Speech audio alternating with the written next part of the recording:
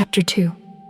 The Black Prince. The rain had soaked through the shoulders of my jumper by the time Scarlett, and I crossed the threshold of Twisted Moon Academy. Warm air wrapped around me immediately, carrying the comforting scent of burning oak, polished wood, and old books. For one fleeting moment, I closed my eyes and simply breathed. It felt wonderful after the icy mountain rain. Then the smell changed. Underneath the smoke and lavender polish lingered something older, damp stone, ancient dust wax that had melted over centuries. The academy didn't smell abandoned, but it smelled older than any place I'd ever visited. As though the walls had spent hundreds of years collecting secrets and had no intention of giving a single one away. The entrance hall swallowed us whole. From outside, the castle had looked enormous. Inside, it felt impossible. The vaulted ceiling disappeared into darkness high above us, where hundreds of candles floated without chains or holders. Their golden flames flickered gently despite the complete absence of wind, throwing restless shadows across black stone walls that stretched further than seemed natural. I couldn't stop staring. The place shouldn't have existed. Every surface looked as though it belonged inside a museum rather than a school. Massive pillars carved with wolves twisted towards the ceiling, their stone eyes fixed on the students below. Banners bearing silver moons hung between stained glass windows, while enormous fireplaces chased away the mountain chill with roaring orange flames. Students filled every corner of the hall. Some hugged parents goodbye, promising to write. Others laughed loudly as though they'd been reunited with lifelong friends after years apart. Expensive leather suitcases lined the walls, their brass buckles gleaming beneath the candlelight. Everywhere I looked, people seemed comfortable, like they belonged. I tightened my grip on my battered suitcase, the cracked leather handle dug into my fingers, reminding me just how different I looked from everyone else. Maybe Evelyn had been right. Not about my worth, about the fact I didn't fit here. The thought irritated me almost as much as it hurt. I barely knew the girl, yet somehow she'd managed to make me question myself in less than 5 minutes. No, I wasn't gonna give her that kind of power. 1 year, that was all I needed to survive.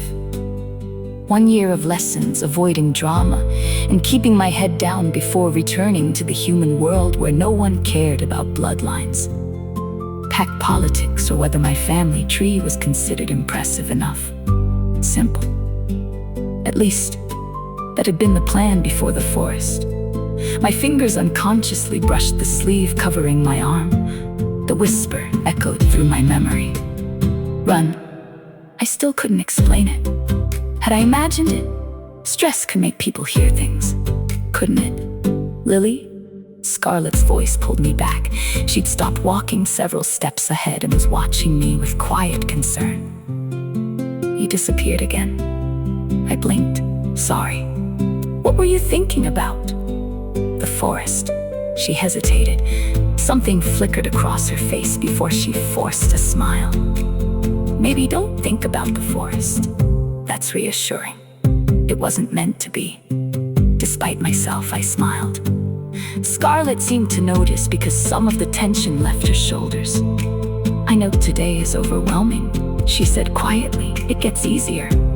You've only been here 5 minutes longer than me. True, she laughed softly, but I'm choosing optimism. Before I could reply, a voice sliced cleanly through the noise filling the hall. First-year residents will form an orderly queue. Conversations stopped almost instantly. Students moved with surprising speed, creating neat lines before several long oak tables positioned beneath stained glass windows. Behind the center table stood a woman dressed entirely in black. Her silver hair had been twisted into a severe knot, not a single strand out of place. A heavy ring of iron keys rested against her hip, and the expression on her face suggested she'd smile, only if someone paid her a substantial amount of money. Scarlett leaned closer. Matron Alder, You sound frightened. I am. You can't be serious. I once saw her make a third-year alpha cry. I look back at the woman. She certainly looked capable of it. Matron Alder surveyed the hall with pale gray eyes that seemed to miss absolutely nothing. "Acceptance letters ready," she announced. "Dormitory assignments are final. I have neither the time nor the patience to resolve disputes concerning untidiness, snoring, poor personal hygiene, or intolerable personalities." A boy somewhere behind us muttered, "Well, that's encouraging." Several students laughed. Matron Alder looked up. The laughter died instantly. Scarlett whispered, "See?" We joined the queue, our suitcases bumping awkwardly over polished stone. As we edged closer to the registration desk, I became increasingly aware of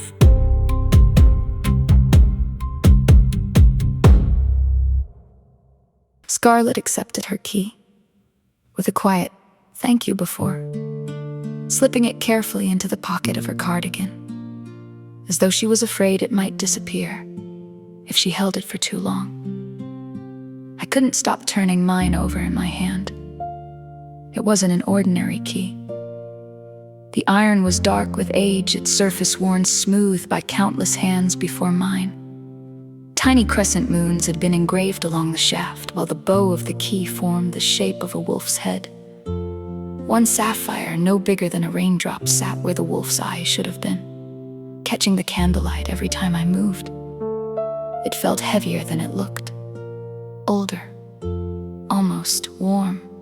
A ridiculous thought. Metal didn't hold warmth after sitting in a drawer, did it? Scarlett nudged my shoulder gently. "We should go before the corridors get crowded." I slipped the key into my pocket and reached for my suitcase. The broken wheel immediately protested with its familiar scrape. Scarlett smiled sympathetically. "You know," she glanced towards my suitcase, "if we leave it here, maybe nobody will notice." I laughed. "I don't think abandoning my luggage on my first day will make the best impression." "No," she admitted, "probably not." Together we crossed the entrance hall, weaving through students carrying polished trunks and expensive leather bags. Laughter echoed beneath the vaulted ceiling, mixing with the crackle of fires and the steady murmur of hundreds of conversations. Despite the noise, I couldn't shake the strange feeling that the academy itself was listening. Every corridor seemed to breathe. Every shadow felt deeper than it should have been. As we reached the far end of the hall, an enormous staircase curved upwards in two sweeping arcs before disappearing into the upper floors. Its banister had been carved into twisting vines that wrapped around running wolves. Their stone fur looked impossibly soft beneath the candlelight. I reached out without thinking. The polished wood felt smooth beneath my fingertips then.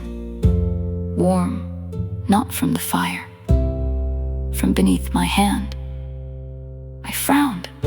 "Scarlett, does this feel warm to you?" She placed her hand where mine had been. "It's freezing." I looked back at the banister. Maybe I'd imagined it. Again, I seemed to be imagining quite a lot today. We climbed slowly. The stairs groaned beneath the weight of dozens of students, though they never sounded weak. The noise reminded me of an old ship settling against the tide. As we reached the first landing, I paused beside one of the stained glass windows. Rain streamed down the colored glass in shimmering rivers. The image depicted 4 wolves standing beneath a silver moon. One black, one silver, one crimson, one white. Above them floated a 5th wolf. Its fur shone brilliantly white, almost glowing against the colored glass. Unlike the others, it wore a crown. Something tightened inside my chest. I stared at it longer than I meant to. "Beautiful, isn't it?" Scarlett asked quietly. "Who's the white wolf?" Her smile faded. "I don't know." "You don't?" She shook her head. "They never teach us about that one." I frowned. "You've never asked?" I was told not to. The answer unsettled me more than I expected. Not because she didn't know, because she had accepted not knowing. We continued climbing. The higher we went, the quieter the academy became. The laughter disappeared first, then the chatter. Soon only footsteps echoed through the stone corridors, accompanied by the occasional slam of a distant door. The smell changed too. Downstairs had smelled of smoke, food, and polished wood. Up here, the air carried cedar, lavender, dust, and old stone that had absorbed centuries of mountain winters. The corridor stretched ahead beneath a series of pointed arches. Portraits lined both walls. Kings, queens, alphas, lunas. Every face wore the same calm expression. Every pair of painted eyes seemed to follow us. I tried convincing myself it was clever artistry. The feeling refused to leave. Halfway down the corridor, my suitcase clipped the skirting board with a loud thud. The portrait above it frowned, actually frowned. His gray eyebrows lowered ever so slightly. His painted mouth tightened. I froze. Scarlett kept walking before realizing I wasn't beside her anymore. "Lily?" I pointed. "The painting." She looked up. Oh, he always does that." I stared at her. "He doesn't like people marking the walls." I looked back at the portrait. The elderly king still appeared deeply offended by my suitcase. "I think he hates me." Scarlett studied him thoughtfully. "No." She smiled. "I think he hates your suitcase." A laugh escaped me before I could stop it. The sound echoed along the corridor, bouncing between the stone walls. For the first time all day, I felt almost normal. Almost. We reached a narrow window overlooking the academy grounds. Scarlett stopped to catch her breath. I wandered towards the glass. For the first time since stepping through the academy gates, the tight knot in my chest loosened ever so slightly. The laughter that echoed through the lower floors had faded behind us, leaving only the soft creak of ancient floorboards beneath our feet, and the distant crackle of fires hidden somewhere within the tower. The silence wasn't empty. It felt alive, as though the academy itself were quietly listening to every footstep. Scarlett paused beside one of the narrow arched windows to catch her breath. While she rested, I found myself drawn towards the glass without really thinking about it. Rain slid down the window in long silver trails, blurring the world beyond into muted shades of charcoal and gray. The courtyard below had almost emptied. Students hurried between buildings with trunks balanced on their shoulders, while servants wheeled carts through the rain, their voices carried away by the mountain wind before I could make out a single word. Beyond the academy walls, however, the forest remained exactly as I remembered it. It stood unnaturally still beneath the storm, its ancient trees packed so tightly together that they formed a solid wall of darkness. Thick white mist drifted lazily between the trunks, wrapping itself around roots and broken branches until it became impossible to tell where the ground ended and the shadows began. From a distance, it should have looked peaceful, beautiful, even. The kind of place people painted onto postcards or visited for long autumn walks. Instead, every instinct inside me screamed the same warning: don't go in there. The feeling was so strong that it made my stomach tighten. Without realizing it, I rested my fingertips against the cold window pane. The glass was icy beneath my skin. Yet after only a few seconds, I felt something unexpected. A vibration. It was so faint, I almost convinced myself I'd imagined it frowning. I pressed my hand more firmly against the glass, holding my breath as I waited. There it was again. A slow, steady tremor. Not the rattle of thunder, not the wind. It reminded me of heavy footsteps traveling somewhere far below the earth, each one sending the faintest pulse through the ancient stone beneath the academy. My heartbeat quickened. I searched the forest again, letting my eyes drift between the trees. Nothing moved, no animals, no people, only drifting mist weaving silently through the darkness. "Lily?" Scarlett's voice startled me enough to pull my hand away from the glass. I turned, forcing a smile that felt far less convincing than I intended. "Sorry." She studied me for a moment before walking over, her expression gentle rather than curious. "You keep doing that." "Doing what?" "Disappearing." She said it so quietly that it barely sounded like a question. "You'll be talking 1 second, then suddenly." She gave a small shrug. "It's like you're somewhere else." I glanced back towards the forest. I've had a strange day. I think everyone feels that on their first day. A humorless laugh escaped me. "No." My eyes settled on the mist again. "I don't think everyone hears voices." Scarlett stopped walking. The color drained slightly from her face. "So," she said carefully, "you really did hear something." I frowned. "I thought you guessed." "I did."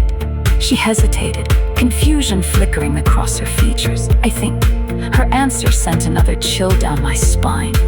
She didn't sound as though she was lying. She sounded frightened by her own uncertainty, as though the words had slipped from her mouth before she even realized she was thinking them. Neither of us spoke again as we continued along the corridor. The silence between us wasn't awkward. It was thoughtful. Both of us seemed to be turning over the same question in our minds, searching for an answer that refused to come. At the very end of the passage, a polished brass plaque caught the candlelight. "East Tower, 3rd floor, the plague read." Beneath it stood a single oak door, dark with age, its iron hinges decorated with tiny crescent moons that matched the key resting in my pocket. A small brass number had been fixed to the center. 32, the number of my new home. Scarlett unlocked the door first. The key turned with a satisfying click before the heavy wood swung slowly inwards, its old hinges releasing a long groan that echoed softly through the room beyond. Warmth greeted us immediately. The scent of cedar logs and burning resin drifted from the fireplace, chasing away the damp chill that had clung to us since leaving the coach. The comforting smell wrapped around me like a blanket, making me realize just how cold I'd become. The room itself was far larger than either of us had expected. Soft firelight danced across deep navy blankets embroidered with silver crescent moons, making the stitching shimmer whenever the flames moved. Thick woven rugs covered most of the polished wooden floor, their faded patterns hinting that generations of students had crossed them before us. Bookshelves stretched from floor to ceiling along one wall, filled with weathered leather-bound volumes whose cracked spines spoke of decades, perhaps centuries, of use. 2 sturdy oak desks sat beneath an enormous arched window overlooking the academy grounds, while an old wardrobe leaned slightly against the opposite wall, its carved doors decorated with wolves running beneath a full moon. I stepped inside slowly. For the first time since leaving home, I felt something other than anxiety, wonder. The room felt lived in, loved. It didn't feel like a dormitory waiting for strangers. It felt as though it had been waiting patiently for someone to return. Scarlett breathed, turning slowly in a circle. I wasn't expecting this. I smiled. "It's beautiful." The words escaped as little more than a whisper. Even speaking too loudly felt wrong somehow, as though the room deserved quiet respect. I dragged my battered suitcase across the rug, the broken wheel immediately snagged in the thick weave, refusing to move. Scarlett laughed. The sound was light, genuine, and so unexpected that I found myself laughing with her. "Your suitcase really is determined to embarrass you." "I think it's possessed." She grinned. "Let's hope this academy only has friendly ghosts. I'd settle for ghosts that repair luggage." Between us, we finally wrestled the suitcase free, and I collapsed onto the edge of the nearest bed. The mattress dipped comfortably beneath my weight, soft enough to make every aching muscle protest as they finally relaxed. I hadn't realized how exhausted I was until that moment. The journey, the forest, Everlyn, the princes, the whisper. Everything caught up with me at once. I closed my eyes and released a slow breath. Maybe, just maybe, this year wouldn't be as impossible as I'd imagined. Then something caught my attention. Near the wardrobe, resting neatly against the skirting board as though someone had carefully placed it there, sat a single black high-heeled shoe. It wasn't dusty, it wasn't hidden, it simply waited. A dark stain marked the strap. My stomach tightened. Scarlett. She followed my gaze.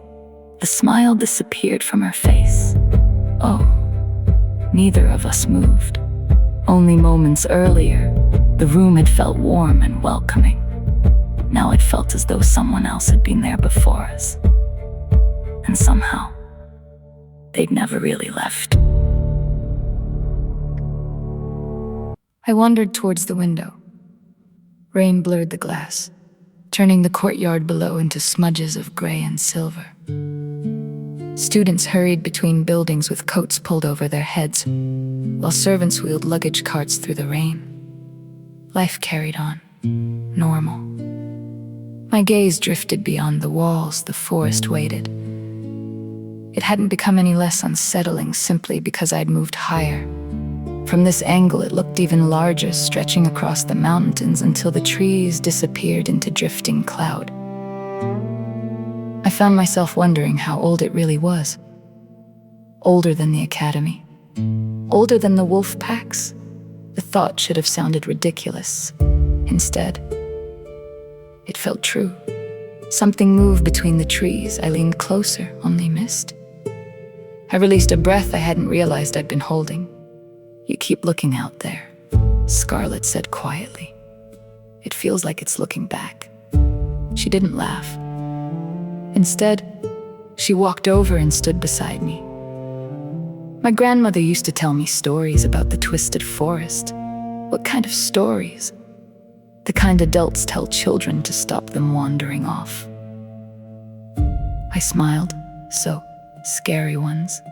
The scariest. She rested one hand against the window. She said the forest remembers every person who's ever entered. I looked at her. How can a forest remember? I asked the same question. And? Scarlett gave a tiny shrug. She told me not all memories belong to people. Neither of us spoke for several moments. The rain continued falling. Somewhere below, a carriage rolled away from the academy. The sound gradually disappeared into the mountains. Then, knock. Both of us jumped. 3 slow knocks echoed through the room. Not loud, not violent, almost patient. Scarlett frowned. "Were you expecting someone?" I shook my head. No. Another knock. This one slightly firmer. The hairs rose along my arms. "There are other first years on this floor," Scarlett whispered. "It'll probably be one of them." Probably. The word should have been reassuring. Instead, it sounded painfully uncertain. I crossed the room slowly. Each floorboard creaked beneath my feet. The fire crackled behind me. I wrapped my fingers around the cold iron handle. For some reason, my heart had started racing again. I opened the door. The corridor stretched away in both directions, empty. Not a single student. No footsteps. No closing doors. No laughter. Nothing. Cold air drifted through the doorway. Scarlett stepped beside me. "That's odd." I nodded slowly. "It is." I looked left, then right. Still nothing. Just portraits watching from the walls. The old king from earlier seemed particularly interested. A shiver ran down my spine. I started to close the door. Something caught my eye at my feet. A single folded piece of black paper rested on the stone floor. Neither Scarlett nor I had noticed it before. My name had been written across the front in elegant silver ink, Lilly Argent. The handwriting was beautiful, almost too beautiful. It looked as though every letter had been painted rather than written. Scarlett stared at it. Did someone leave that? I didn't hear anyone. Neither of us bent to pick it up. The paper lay perfectly still, waiting, almost expecting me.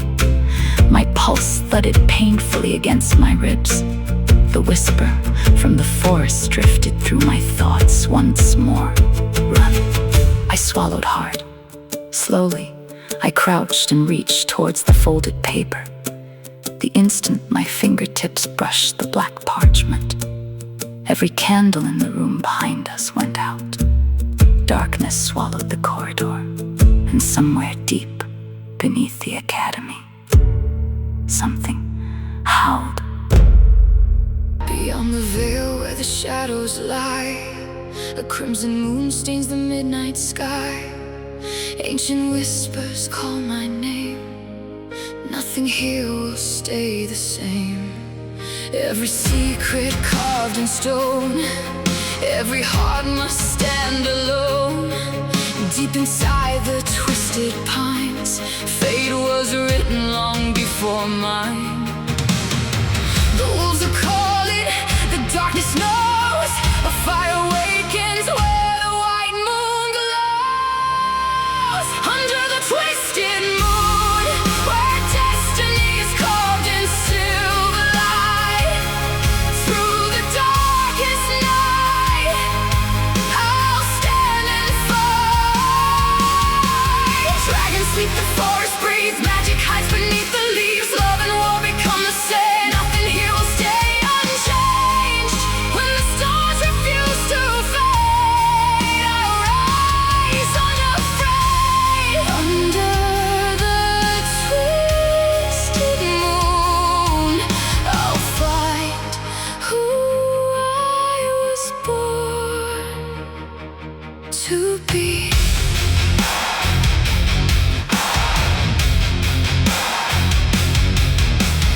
Golden chains around our souls, two hearts tied beyond control. Enemy blood, forbidden flame. Nothing ever stays the same. Ancient kingdoms start to fall, ghosts still whisper through these halls. Every choice, every scar leads us back to who we are. Hear the silence, hear the cries. Truth is hidden behind royal lies. Under the twisted moon, where destiny is carved in silver light. Through the darkest night, I'll stand and fight.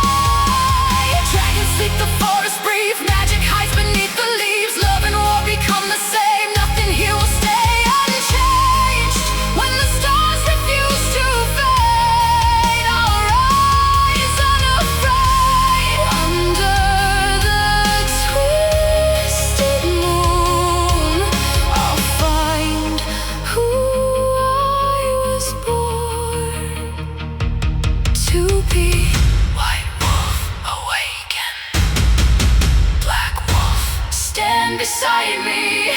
Blood may divide us, but fate will always find me.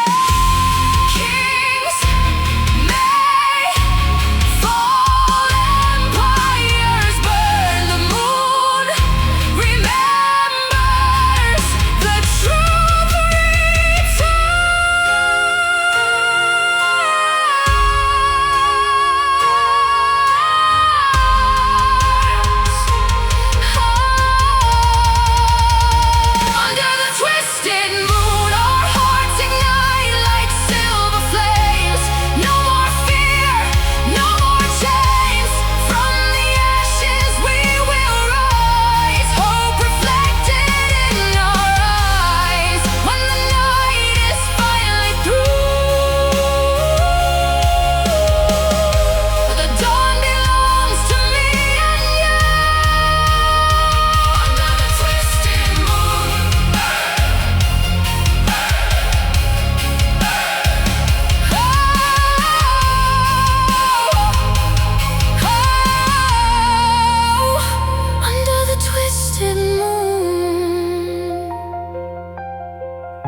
Our legend has begun.